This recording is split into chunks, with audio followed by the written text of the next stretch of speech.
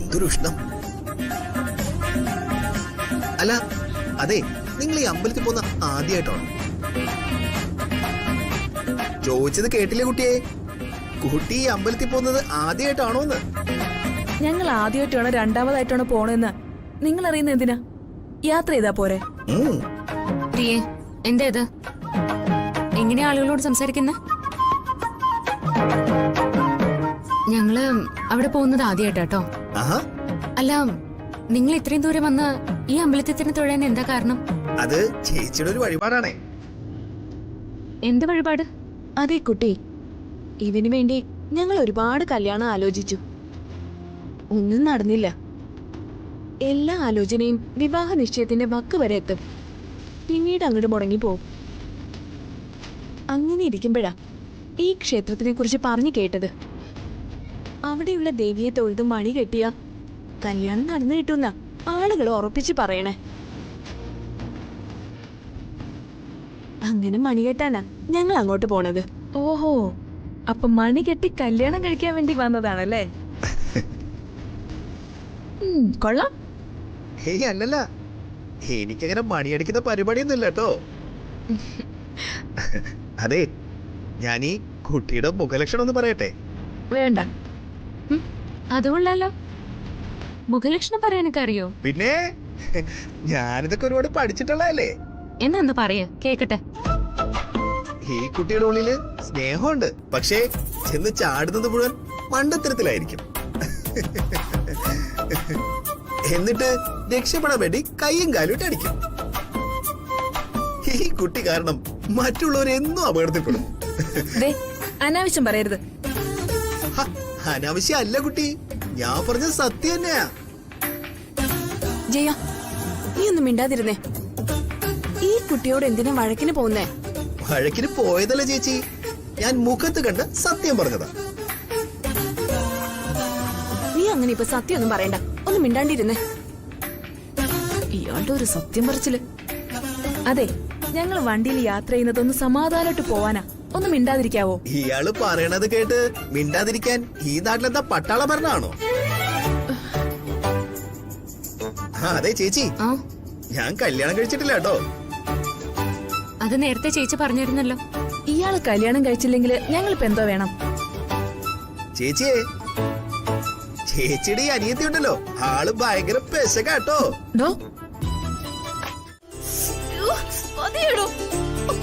അതെ, പതുക്കെ.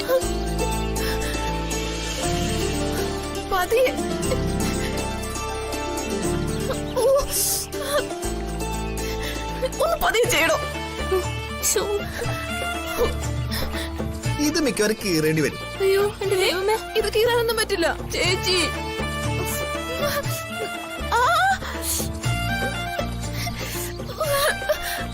എന്റെ കൊച്ചൊന്ന് അടങ്ങിയിരിക്ക്.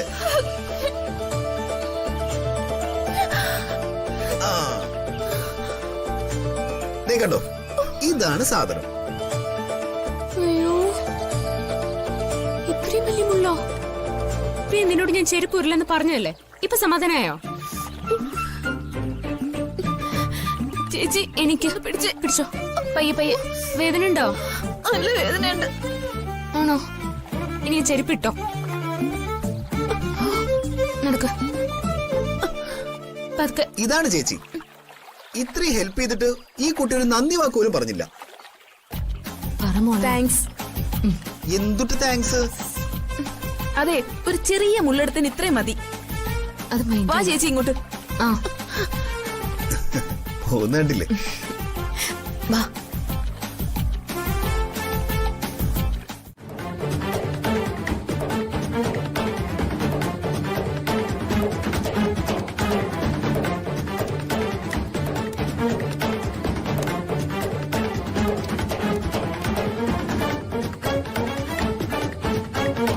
സാർ, അവിടെയെങ്കിലും ആരെയും കാണാനില്ല. ഇനി മുകളിലത്തെ ഗുഹപ്പാറയിലൊന്ന് നോക്കണം, അവിടെ കൂടെ സെർച്ച് ചെയ്യാം.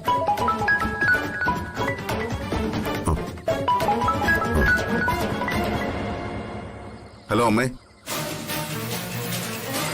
ടിവിയിൽ വാർത്തയോ? അത് പിന്നെ അമ്മേ, അവർക്കൊരു കുഴപ്പവും പറ്റിയിട്ടില്ല. അമ്മ പേടിക്കണ്ട, ഞാൻ അവരുടെ കൂടെ തന്നെ ഉണ്ട്. അവരെയും കൊണ്ട് ഉടനെ തന്നെ ഞാൻ തിരിച്ചെത്തും. അമ്മയ്ക്ക് എന്നെ വിശ്വാസമില്ലേ? ഞങ്ങൾ ഉടനെ തിരിച്ചെത്തും. ഞാൻ വിളിക്കാമേ, അമ്മ വെച്ചോ.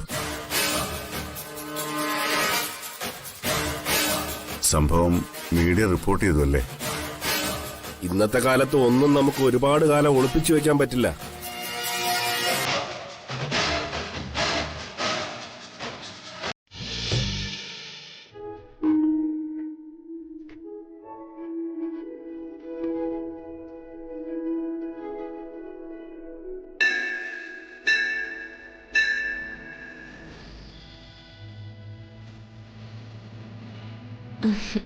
ഹാ, കുട്ടി ഇവിടെ നിൽക്കുകയായിരുന്നോ? ഞാൻ ഓർക്കായിരുന്നു ചേച്ചി, ഈ ക്ഷേത്രത്തിന് അപ്പുറവും ഇപ്പുറവും ഉള്ള ഒരുപാട് സ്ഥലങ്ങൾ സുനാമി വന്ന കടലെടുത്ത് പോയിട്ടുള്ളതല്ലേ. പക്ഷേ ഈ ക്ഷേത്രവും ഇതിനോട് ചേർന്ന പരിസരവും മാത്രം ഒരു കുഴപ്പവും കൂടാതെ നിലനിൽക്കുന്നുണ്ട്. ഇവിടുത്തെ ആളുകളെല്ലാം കൂട്ടത്തോടെ ഈ ക്ഷേത്രത്തിൽ അഭയം പ്രാപിച്ചു എന്നാ കേട്ടത്. ഞാനും കേട്ടു ഈ അമ്പലത്തെക്കുറിച്ച് ഒരുപാട് കഥകള്. പണ്ട് പത്തേമാരിയിൽ തഞ്ചാവൂരിൽ നിന്ന് കല്ലുകൾ കൊണ്ടുവന്ന് പണി കഴിപ്പിച്ചതാണത്രേ ഈ ക്ഷേത്രം. അന്ന് സുനാമി വന്ന ദിവസം ഈ ക്ഷേത്രത്തിലെ ഉത്സവമായിരുന്നത്രേ. കടല് പിന്നിലേക്ക് ഉൾവലിഞ്ഞുത്രേ. ഒരുപാട് ദൂരം ഉൾവലിഞ്ഞ കടല് നോക്കി ആളുകള് ഭയന്നു നിന്നു. ഉത്സവം നിർത്തിവെച്ചു. പക്ഷേ ഈ ഭാഗത്തേക്ക് സുനാമി പോയിട്ട് ഒരു ചെറുതിര പോലും വന്നില്ല. അല്ല, അനിയത്തിക്ക് എന്താ പ്രശ്നം? അവൾക്ക് പ്രശ്നമൊന്ന് ചേച്ചിക്ക് എങ്ങനെ മനസ്സിലായി? അതൊക്കെ മനസ്സിലായി. ആ കുട്ടിക്ക് എന്തോ നല്ല ടെൻഷൻ ഉണ്ട്. ഉള്ളിൽ ഒരുപാട് വിഷമം ഉള്ളതുപോലെ. ആ കുട്ടിയുടെ കല്യാണം ആയോ? ഇല്ല, ആലോചനയുണ്ട്.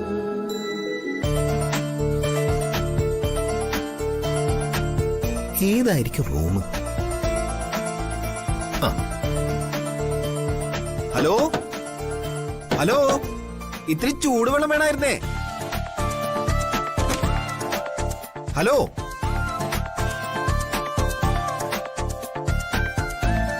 ഇത്തിരി ചൂടുവെള്ളം വേണമായിരുന്നേ. ഇവിടെ ആരും കാണുന്നില്ലല്ലോ.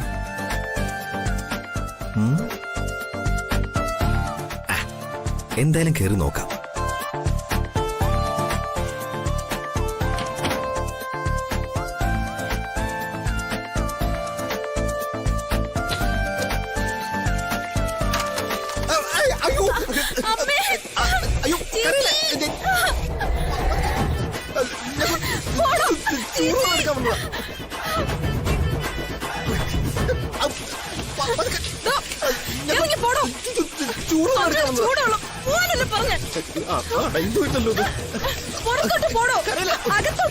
പുറത്തേക്ക് പോകണം.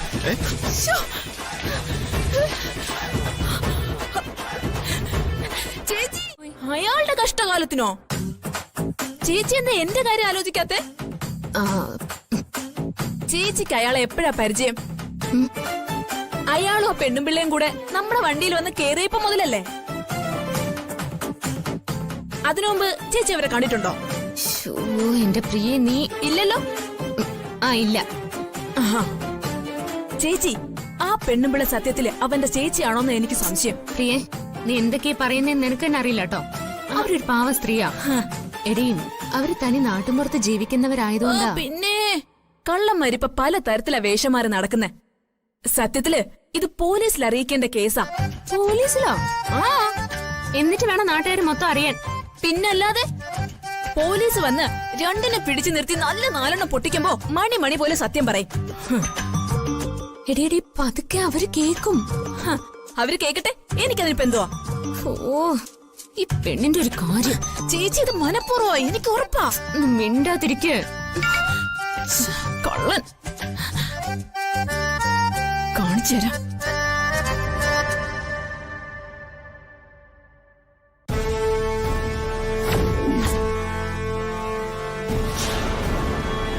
ചേച്ചി എന്താ? ഇനി തന്നെ ഏട്ടനെ നയിക്കട്ടെ.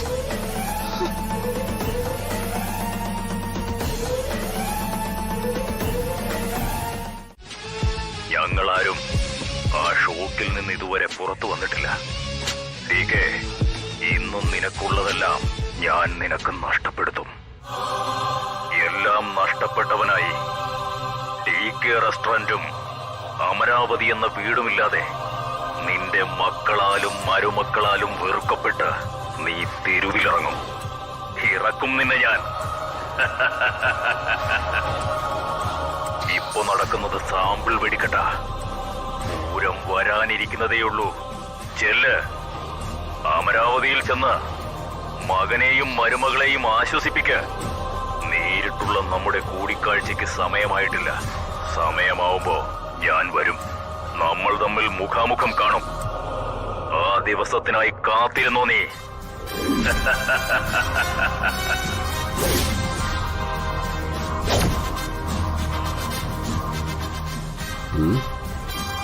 ആരാ ഡി കെ വിളിച്ചത്? വിഘ്നേശ്വർ, MP വിഘ്നേശ്വർ, ഈ കഥയിലെ വില്ലൻ.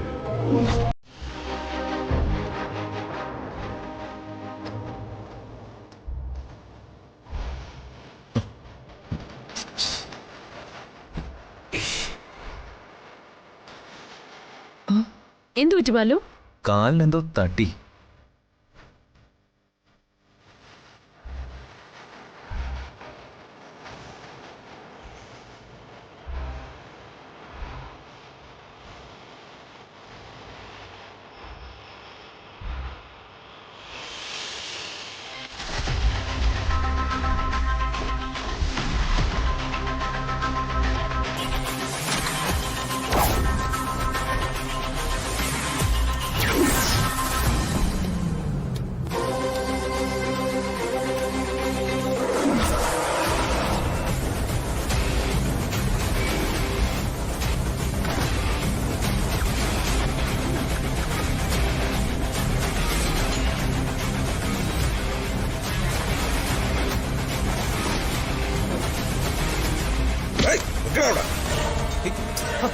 എന്തേ കാണിക്കുന്നത്? നിങ്ങൾ എന്തേ കാണിക്കുന്നത്? നിങ്ങളെ കാര്യം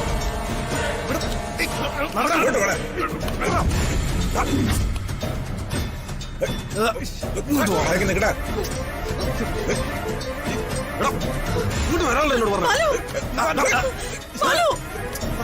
പിടിച്ച് കട്ടാവന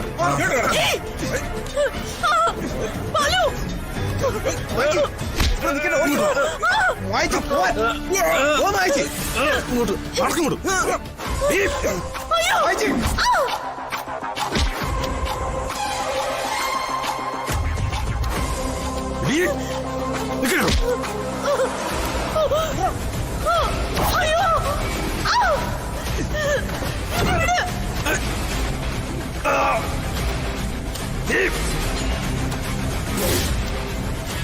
നിൽക്കണോ?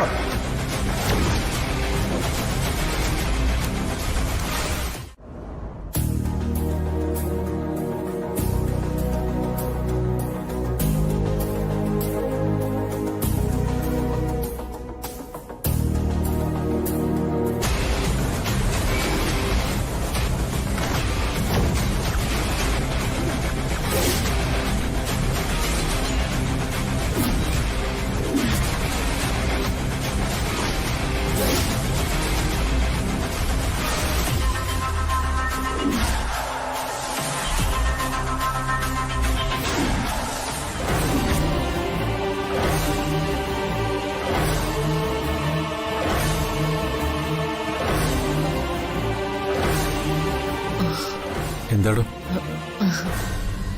ഒന്നുമില്ല. നിന്റെ ഉള്ളില് ഒരു കടലിരുമ്പുന്നുണ്ടെന്ന് എനിക്കറിയാം.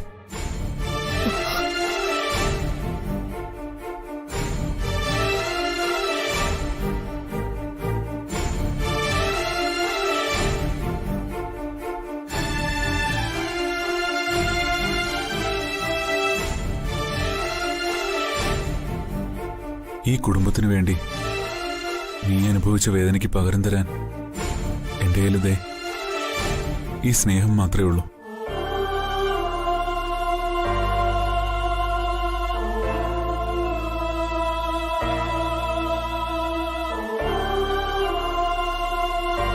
ഏയ്, വിഷമിക്കാതെ. എന്തായാലും ഒരു കാര്യം ഞാൻ തീരുമാനിച്ചു. ഇനി നിന്നെ വിട്ട് ഞാൻ ഒരിടത്തേക്കും പോവില്ല. എവിടെ പോയാലും നീയും ഒപ്പം ഉണ്ടാവും.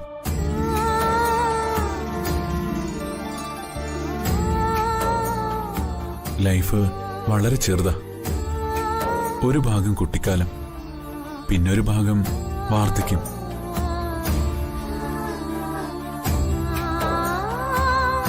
രണ്ടും ഒന്നിനും പറ്റാത്ത കാലമാണ്. ഇതിനിടയില് നമുക്ക് ജീവിക്കാൻ കിട്ടുന്നത് വളരെ ചുരുങ്ങിയ ദിവസങ്ങളാ. കല്യാണം കഴിഞ്ഞ് ഇങ്ങനെ ഓടി നടക്കുന്നതിന്റെ വെപ്രാളത്തില് അതിനെക്കുറിച്ച് ഞാൻ മറന്നുപോയി. ഇവിടെ നിനക്ക് സന്തോഷമായിരിക്കുമെന്ന് ഞാൻ കരുതി. അതുകൊണ്ട് പലപ്പോഴും അവരെ എന്തു പറഞ്ഞ് സമാധാനിപ്പിക്കണമെന്ന് എനിക്കറിഞ്ഞൂടാ.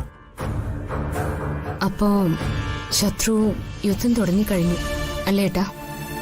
അതെ, ഇനി വരാൻ പോകുന്നത് അത്ര നല്ല കാലമായിരിക്കില്ല. നീ ദേവിയോട് നന്നായി പ്രാർത്ഥിക്കേ. പേടിക്കണ്ട ഏട്ടാ. എത്ര ശത്രുക്കൾ വന്നാലും നമ്മുടെ ലൈഫില് ഒരു കുഴപ്പവും സംഭവിക്കില്ല. ഏട്ടൻ പൊന്നുപോലെ കൊണ്ടു നടക്കുന്ന നമ്മുടെ കുടുംബത്തിന് ചേച്ചി എന്താ? കുഴപ്പമില്ല. ഒരു പോറില് പോലും ഏൽക്കാൻ ഞാൻ സമ്മതിക്കില്ല. ഞാൻ ഏട്ടന്റെ കൂടെ തന്നെ ഉണ്ട്. തള്ളക്കോഴി ചിറകിനടിയിൽ കൊണ്ടു നടക്കുന്ന പോലെയാ ഞാൻ എന്റെ മക്കളെ കാത്തു സൂക്ഷിക്കുന്നത്. വിഘ്നേശ്വരന് അവരെ വിട്ടുകൊടുക്കാൻ എനിക്ക് പറ്റില്ല. നമ്മളാർക്കും ഒരു ദ്രോഹം ചെയ്തിട്ടില്ലല്ലോ ഏട്ടാ. പിന്നെ ശിവയുടെയും അമലയുടെയും ജീവിതത്തിൽ നല്ലത് വരണമെന്ന് മാത്രമല്ലേ നമ്മൾ ആഗ്രഹിച്ചിട്ടുള്ളൂ. നീ എപ്പോഴാണ് മടങ്ങി വരുന്നത്? നാളെ രാവിലെ തൊഴുതു കഴിഞ്ഞാൽ തിരിച്ച് എത്രയും പെട്ടെന്ന് വരണമെന്ന് ആഗ്രഹിക്കുന്നത്. നമ്മൾ 2 ദിവസം താമസിക്കാൻ വന്നല്ലേ? അതെ. അമരാവതിയിലെ കാര്യം ഓർത്തിട്ടാണോ ടെൻഷൻ? അവരെല്ലാം തിരിച്ചു വന്നില്ലേ, പിന്നെന്താ പ്രശ്നം? തിരിച്ചു വന്നതുകൊണ്ട് മാത്രം പ്രശ്നം തീരുന്നില്ല മോളെ. ആ വീട്ടിനകത്ത് ഇനിയാ പ്രശ്നങ്ങൾ ഉണ്ടാവാൻ പോകുന്നത്. എന്ത് പ്രശ്നം? ജീവിതത്തിൽ അനുഭവിക്കാവുന്ന ഏറ്റവും വലിയ ഭീകരാവസ്ഥയാണ് അവരനുഭവിച്ചത്. അതിന് കാരണം ശിവയും അമലയുമാണ്. ഏട്ടനും ഞാനും അതിന്റെ ഒരു ഭാഗം. സ്വാഭാവികമായിട്ടും അവരുടെ ഉള്ളിലുള്ള അമർഷവും വേദനയൊക്കെ വീടിനകത്ത് വലിയ പ്രശ്നങ്ങൾക്ക് കാരണവും. അങ്ങനെ എന്തെങ്കിലും ഉണ്ടായാൽ അതെങ്ങനെയും തടഞ്ഞേ പറ്റും. ആ വീടിനകത്ത് സഹോദരങ്ങൾ തമ്മിൽ ഒരു വഴക്കുണ്ടാവാൻ പാടില്ല. ചേച്ചി പറഞ്ഞ ശരിയാ.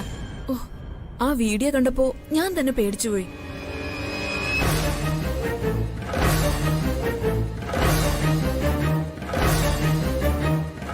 ചേച്ചിക്ക് പേടിയുണ്ടല്ലേ? ആ വിഘ്നേശ്വർ വെറുതെ ഇരിക്കില്ലെന്ന് ഏട്ടൻ നേരത്തെ എന്നോട് പറഞ്ഞതാ. ഇത്രയും കാലം അയാൾ പ്രശ്നമൊന്നും ഉണ്ടാക്കാത്തത് എന്താന്ന് ഞങ്ങൾ ആലോചിക്കുകയും ചെയ്തു. ഒടുവിൽ ഇതുവരെ ഒന്നും ഉണ്ടാവാതായപ്പോ ഞങ്ങൾ കരുതി എല്ലാം അയാൾ മറന്നു കാണുന്നു. അയാള് വേറെ കല്യാണം എന്തെങ്കിലും കഴിച്ചിട്ടുണ്ടാവുന്നു. പക്ഷെ ഇല്ല, അയാൾ വരും. ഒരു സമയത്തിന് വേണ്ടി കാത്തിരിക്കും അയാള്. എനിക്കെന്തോ ഉള്ളിൽ വല്ലാത്തൊരു ഭയം തോന്നുന്നു. മോളെ, എനിക്കിപ്പോ ഏട്ടൻ്റെ അടുത്ത് ഉണ്ടായേ പറ്റൂ. എന്നാ പിന്നെ നമുക്ക് ഇപ്പൊ തന്നെ തിരിച്ചു പോയാലോ ചേച്ചി? അയ്യോ വേണ്ട, ഇപ്പൊ തന്നെ തിരിച്ചു പോകുന്ന കാര്യമല്ല ഞാൻ പറഞ്ഞേ. എന്തായാലും നമ്മൾ ഇവിടം വരെ വന്നില്ലേ. മഹാദേവനെ കണ്ട് തൊഴുത് സങ്കടങ്ങളൊക്കെ പറഞ്ഞിട്ട് നമുക്ക് പോവാം.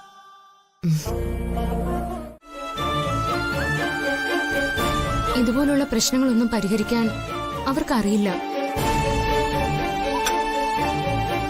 ഏട്ടാ, അപ്പോ അയാള് നേരിട്ടൊരു യുദ്ധത്തിന് വരുമെന്ന് ഉറപ്പായി അല്ലേ? അതെ, അയാൾ വരും, ഇന്നല്ലെങ്കിൽ നാളെ. അതിനു മുമ്പ് എന്റെ മക്കളെയും മരുമക്കളെല്ലാം സുരക്ഷിതമായൊരു സ്ഥാനത്തേക്ക് എത്തിക്കണം എനിക്ക്.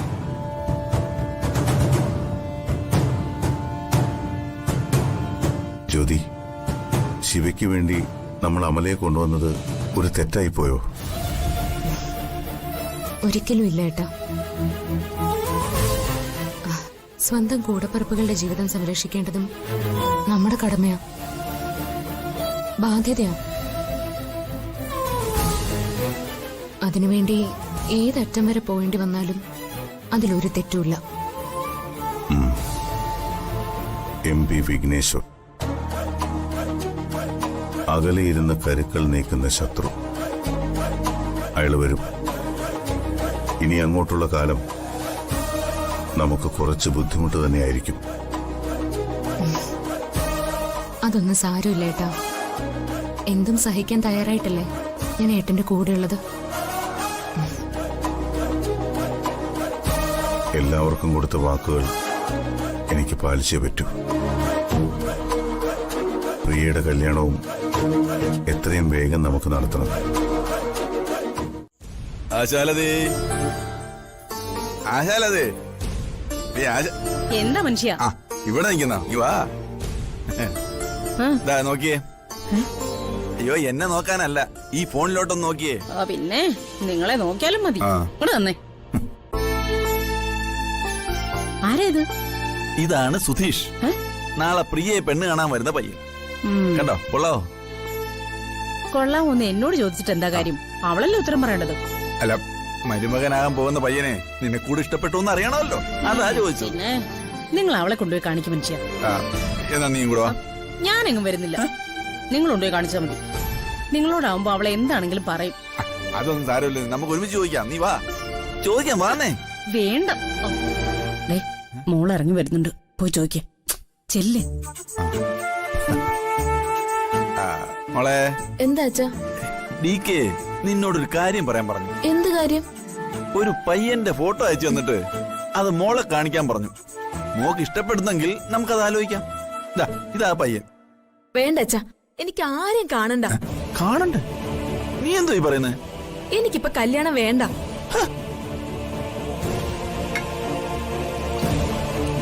എടി, നീ എന്താടി സന്യസിക്കാൻ പോണോ? ആ, ഞാൻ സന്യസിച്ചോളാം. ആർക്കും നഷ്ടമൊന്നുമില്ലല്ലോ. അഹങ്കാരം.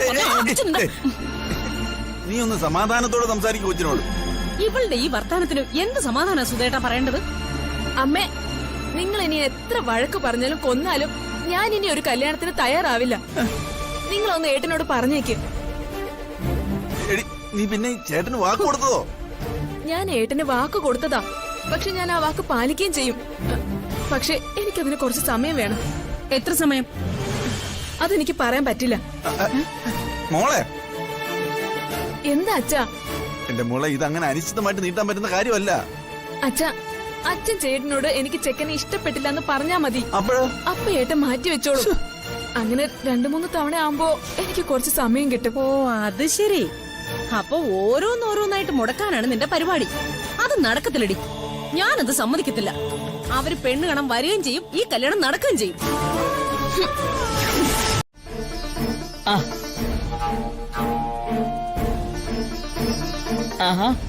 അമ്മേ, എന്താ സംഭവിച്ചത്? അവർക്ക് തിരിച്ചെത്തിയോ? എല്ലാം വിശദമായിട്ട് പറയാം. അവരെല്ലാരും റൂമിലുണ്ട്. വാ മക്കള്, വാ, നടക്ക്. അമ്മ, ക്ഷമിക്കണം അമ്മ. എന്റെ പേരിൽ ഇങ്ങനൊരു ബുദ്ധിമുട്ടുണ്ടാവുന്ന ഞാൻ കരുതിയില്ല. അതൊന്നും പറഞ്ഞിട്ട് കാര്യമില്ല മോളെ. വരാനുള്ളത് വഴി തെങ്ങില്ല. അത് ഓട്ടോ വിളിച്ച് താനേ വരും. അതിന് നീ ഒരു കാരണമായി. ഇതല്ലായിരുന്നെങ്കിൽ മറ്റേതെങ്കിലും രീതിയിൽ ഇത് സംഭവിച്ചേനെ. എല്ലാം വിധിയാ. അല്ല, അമ്മ കാണാൻ പോയിട്ട് എന്തായി? അമ്മ ഹാപ്പിയായോ?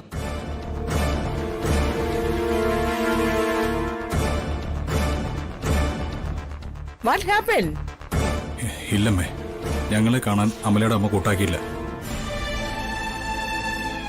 അമ്മയ്ക്കിതുവരെ എന്നോട് ക്ഷമിക്കാൻ പറ്റിയിട്ടില്ല. ഇനി അത് പറ്റുമോ എന്നും എനിക്ക് അറിഞ്ഞൂടാ. വാതിലിൽ ചെന്ന് മുട്ടിയപ്പോ എന്നെ കാണണ്ടെന്ന് പറഞ്ഞ് വാതിലടച്ചു കളഞ്ഞു അമ്മ. മോള് വിഷമിക്കണ്ട. അത് മറ്റൊന്നും കൊണ്ടല്ല, അത്രയേറെ മോടെ മദറിന്റെ മനസ്സ് വേദനിപ്പിച്ചത് കൊണ്ടാ. ആദ്യം കുറച്ച് ബുദ്ധിമുട്ടൊക്കെ കാണിക്കും. അതെ, കുറച്ചു കഴിയുമ്പോ അമ്മ മോളെ താനേ വിളിക്കും. ഒരമ്മയ്ക്കും തന്റെ മകളെ അങ്ങനെ കളയാൻ പറ്റില്ല മോളെ. അമ്മേ, ആ? ഞങ്ങൾ കുറച്ചു ദിവസം അവിടെ നിൽക്കാന്ന് കരുതിയാ പോയത്. പക്ഷേ അതിനുള്ള ഒരു അവസരം കിട്ടിയില്ല. ആ, വിശേഷങ്ങളൊക്കെ പിന്നെ പറയാം. നിങ്ങൾ വരും, നടക്ക് മക്കളെ. എന്തിന്? അവള് കാരണല്ലേ നമ്മൾ ഇത്രയും ബുദ്ധിമുട്ട് അനുഭവിച്ചത്. അവൾക്ക് വേണ്ടിയല്ലേ ആ വിഘ്നേശ്വര മൂർത്തി നമ്മളോട് ഇതൊക്കെ ചെയ്തത്. അയാൾ എന്തേലും ചെയ്തതിന് നമ്മൾ അവളെ കുറ്റപ്പെടുത്തുന്ന എന്തിനാ? പിന്നെ ആരെ കുറ്റപ്പെടുത്തണം? നമ്മുടെ കുറ്റം കൊണ്ടാണോ അയാൾ മായച്ചിയും ബാലുവിനെ ഉപദ്രവിച്ചത്? സ്വന്തം ഭർത്താവിന് ഇത്രയൊക്കെ അനുഭവിക്കേണ്ടി വന്നിട്ടും നിനക്ക് അതിന്റെ ഒരു വേദന പോലും ഇല്ലല്ലോ. എഴുതിയിൽ എണ്ണ ഒഴിക്കില്ലേ താരച്ചി? സംഭവിച്ചതിന് എല്ലാവർക്കും വിഷമവും വേദനയും ഉണ്ട്. എന്ന് എഴുതി നാളെ അമരാവതിയിൽ അത് വലിയ പ്രശ്നമാക്കി മാറ്റരുത്. നമ്മൾ ആരും അതിന് ശ്രമിക്കുകയും ചെയ്യരുത്. എന്തായാലും ഞാനത് അവളോട് ചോദിക്കും. അവൾ ഒറ്റ ഒരുത്തി കാരണം നമ്മൾ ഈ അപകടത്തിൽപ്പെട്ടത്. താരെ, ആവശ്യമില്ലാത്ത വഴക്കിനൊന്നും പോവരുത്. നീ അവളോട് വെറുതെ ഒന്നും സംസാരിക്കുകയും ചെയ്യരുത്. വേണമെങ്കിൽ നമുക്ക് സംഭവിച്ച ബുദ്ധിമുട്ടുകൾ അവളോട് പറയാം, അത്രയുള്ളൂ. അതിനപ്പുറം അവളെ കുറ്റപ്പെടുത്തുകയോ സംസാരിക്കുകയോ ചെയ്യരുത്. അവൾ ഈ വീട്ടിലെ മരുമകളാ, അത് ഓർമ്മ വേണം. വേണ്ട മായച്ചി, നിങ്ങൾ ആരും സംസാരിക്കണ്ട.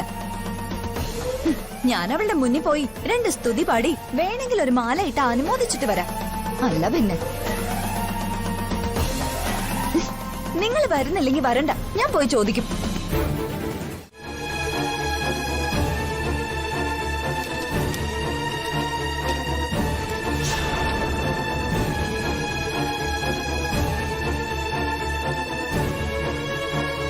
അമലേ, നീ ഒറ്റ ഒരുത്തിയാ ഈ കുഴപ്പങ്ങൾക്കെല്ലാം കാരണം. അറിഞ്ഞില്ലേ ഇവിടെ ഉണ്ടായതൊക്കെ? മായച്ചിയും ബാലും ചത്ത ജീവിക്കുന്ന പോലെ ഇപ്പൊ ജീവിക്കുന്ന. ഒരുപാട് കാലമായിട്ട് ആഗ്രഹിച്ച് എല്ലാവരും കൂടി സന്തോഷമായിട്ടൊന്ന് പുറത്തു പോയതാ. അതുപോലെ നീ കാരണം ഇല്ലാതായി. ഇങ്ങനെ കണ്ണു മെഴിച്ചു നോക്കിയിട്ട് ഒരു കാര്യമില്ല. ഞാൻ പറഞ്ഞത് സത്യമാ. നീയാ ഇപ്പൊ ഈ വീട്ടിലെ എല്ലാ കുഴപ്പങ്ങൾക്കും കാരണം. താരെ, നീ എന്ത് വൃത്തികേടായി പറയുന്നേ? താരേച്ചി, അമ്മ എന്ത് തെറ്റ് ചെയ്തു എന്നാ പറയുന്നത്? എനിക്കറിയാം, ഞാൻ ഈ വീട്ടിലേക്ക് വന്നതുകൊണ്ടാ. എന്തു പറ്റി? ഒന്നുമില്ല ശിവ. എന്തോ ഉണ്ടല്ലോ, പറ. നമുക്ക് അത് ഇവിടുന്ന് എവിടെയെങ്കിലും പോയാലോ? എവിടെ? എന്തിന്? അല്ല, വേറെ എവിടെയെങ്കിലും ഒരിടത്തേക്ക് മാറി താമസിച്ചാലോ? നമ്മൾ മാത്രമുള്ള ഒരിടത്തേക്ക്. അതാവുമ്പോ നമ്മൾ കാരണമുള്ള ബുദ്ധിമുട്ട് നമ്മൾ മാത്രം അനുഭവിച്ചാൽ മതിയല്ലോ. അമല, നീ കാര്യം പറ. ഞാനൊരു സിനിമ നടിയായി പോയത് എന്റെ തെറ്റാണോ? വിഘ്നേശ്വർ അവരെ പിടിച്ചോണ്ട് പോയത് ഞാൻ പറഞ്ഞിട്ടാണോ? എനിക്ക് വയ്യ ശിവ, എനിക്കിവിടെ താമസിക്കാൻ വയ്യ. നീ എന്താ കാര്യം പറ. പറയാമല്ലേ?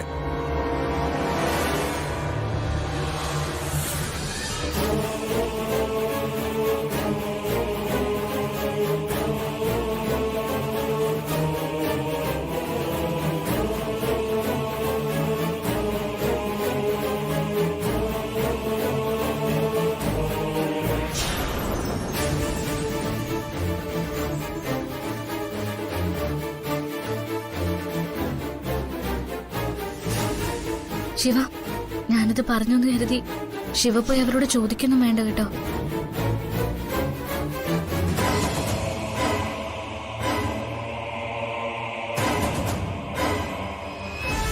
ശിവ,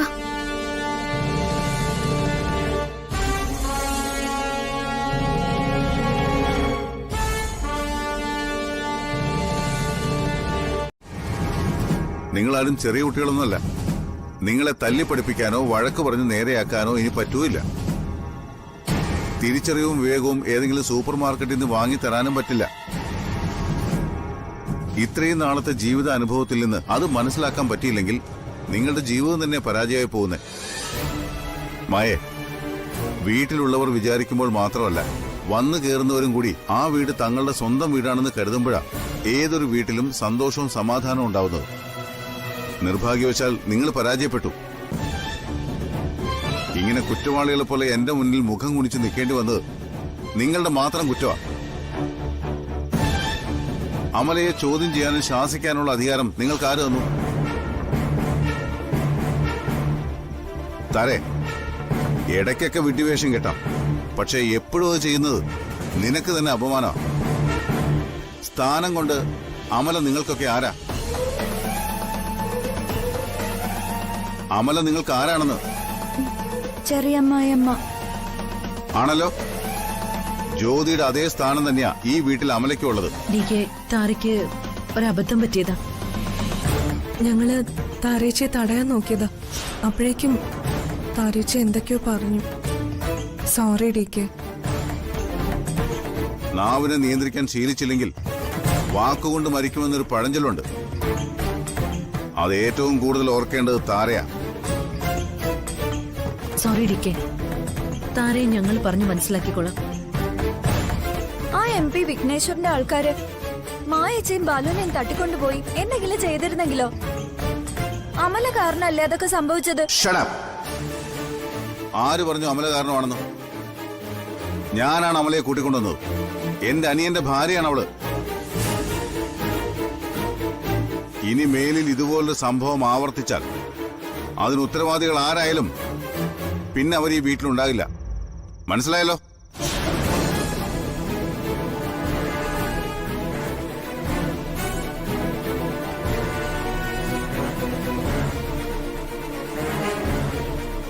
താരേച്ചി കാരണം ഞങ്ങൾക്കും കൂടി ചെയ്ത് കിട്ടി.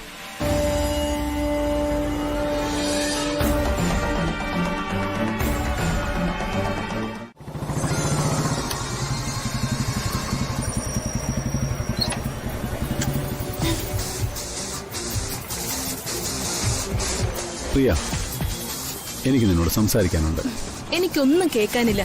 നമ്മൾ തമ്മിൽ ഇനി ഒരു ബന്ധവും ഇല്ല. വണ്ടി എടുത്ത് മാറ്റ്. അങ്ങനെയൊക്കെ അങ്ങ് പറഞ്ഞു പോകാൻ പറ്റുമോ? നീ എന്റെ ഭാര്യയല്ലേ? നമ്മുടെ ശാന്തി മുഹൂർത്തം കഴിഞ്ഞതല്ലേ? എടി, നിന്നെ എനിക്ക് ഉപേക്ഷിക്കാൻ പറ്റുമോ? ഒരക്ഷരം വേണ്ടി പോകരുത്. ഇനി എന്തേലും പറഞ്ഞ ഞാൻ ഇവിടുന്ന് കൂവി ബഹളം ഉണ്ടാക്കും. വണ്ടി എടുത്ത് മാറ്റടോ, എനിക്ക് പോണം. അങ്ങനെയൊക്കെ അങ്ങ് പോവല്ലേ എന്ന് പറയട്ടെടി. പ്രിയ, ഞാൻ നിന്നെ ഒന്നും ചെയ്യാൻ പോകുന്നില്ല. എനിക്ക് നിന്നോടൊന്ന് സംസാരിച്ചാ മതി. നീ എന്തിനാടി എന്നോട് ഇങ്ങനെ പിണങ്ങിയിരിക്കുന്നത്? വാ, നമുക്ക് സംസാരിക്കാം. ഞാൻ നിങ്ങളോട് എന്ത് സംസാരിക്കാനാ? എനിക്കൊന്നും പറയാനില്ല. അങ്ങനെയൊക്കെ പറഞ്ഞ എങ്ങനെയാ?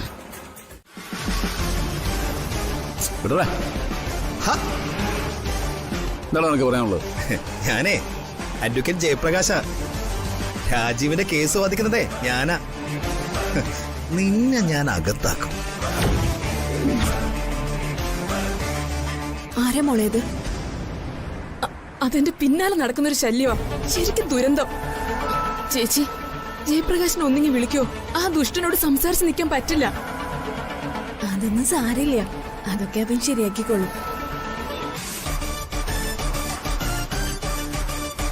അതുകൊണ്ടേ ഇനി കൂടുതൽ കളിക്കരുത് പ്രിയയുടെ അടുത്ത്. കളിച്ചു കഴിഞ്ഞാലേ നിന്നെ ഞാൻ അകത്താക്കും. അവളെ കെട്ടാൻ പോകുന്നതേ ഞാനാ.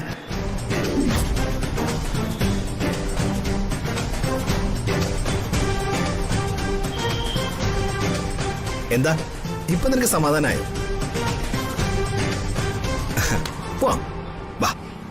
വാന്നേ.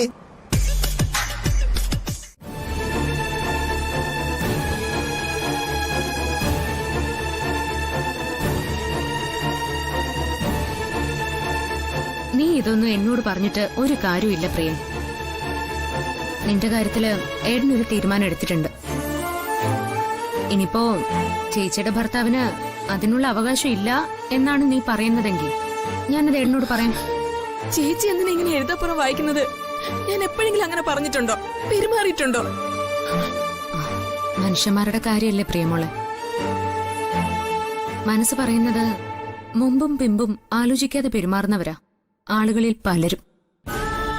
അത് ശരിയാണോ തെറ്റാണോ എന്ന് രണ്ടാമതൊന്ന് ചിന്തിക്കുക കൂടിയില്ല. ഇപ്പൊ തന്നെ ഞങ്ങളുടെ ശാന്തി മുഹൂർത്തം നടക്കാൻ വേണ്ടിയിട്ടാണെങ്കിലും നീ എടുത്തു ചാടി അവിനാശിന്റെ അടുത്ത് പോയി ഈ മണ്ടത്തരം കാണിച്ചതുകൊണ്ടല്ലേ ഇത് ഇത്രയ്ക്കങ്ങ് വഷളായത്.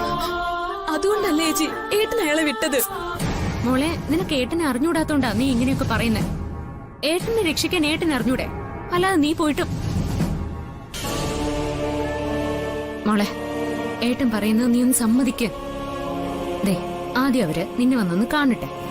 ബാക്കി കാര്യങ്ങളൊക്കെ പിന്നീടല്ലേ തീരുമാനിക്കുന്നേ. വെറുത്തുപോയി ചേച്ചി.